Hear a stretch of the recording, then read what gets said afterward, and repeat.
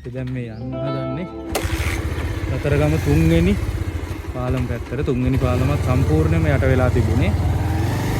දැන් වතුර මට්ටම ගහලා ගිහිල්ලා තියෙන්නේ. අපි ගිහිල්ලා බලමු මේ පැත්තේ තත්ත්වය කොහොමද කියලා. ගාමිණීපුර, ගෝතමීගම, නාගහ වීදිය මේ ප්‍රදේශවල පවුල් රැසක් ජලයෙන් යට වෙලා තිබුණා. මේ තවමත් වතුර රැඳිලා තියෙනවා මේ ප්‍රදේශයේ. කතරගම මේ අවට විතර මණික්ගඟ අවට විතරක් නෙවෙයි. කිරිඳිඔය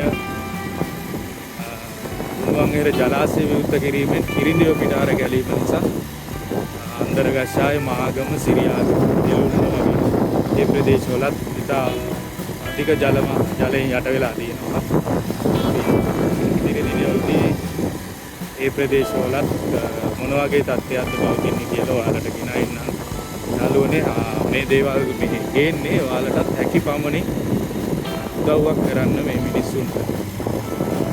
ඒක තමයි අපිටම උදව් කරගන්න ඕනේ. නැත්තම් මේ වගේ වෙලාවල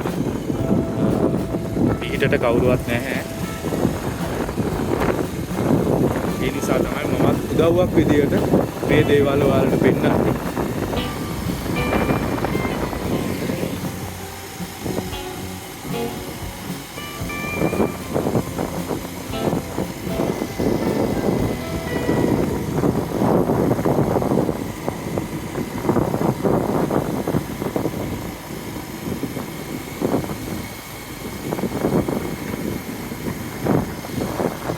බලාගන්න පුළුවන් තුන්වෙනි පාලමවටත් මොන වගේද කියලා. මේක සම්පූර්ණයෙන්ම යට වෙලා තමයි තිබුණේ. දැන් වතුර මට්ටම බැලලා ගිහිල්ලා තියෙන්නේ.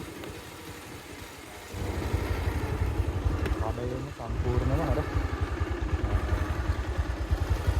තලාගෙන ගැලවිලා ගිහිල්ලා තියෙන ඇති.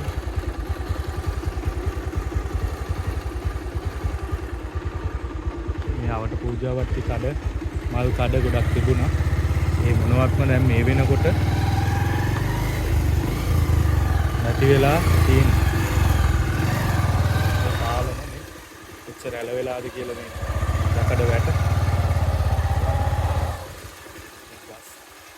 සම්පූර්ණයෙන් පෙරලගෙන වගේ ගිහිල්ලා තියෙන මහා වතුර තමයි.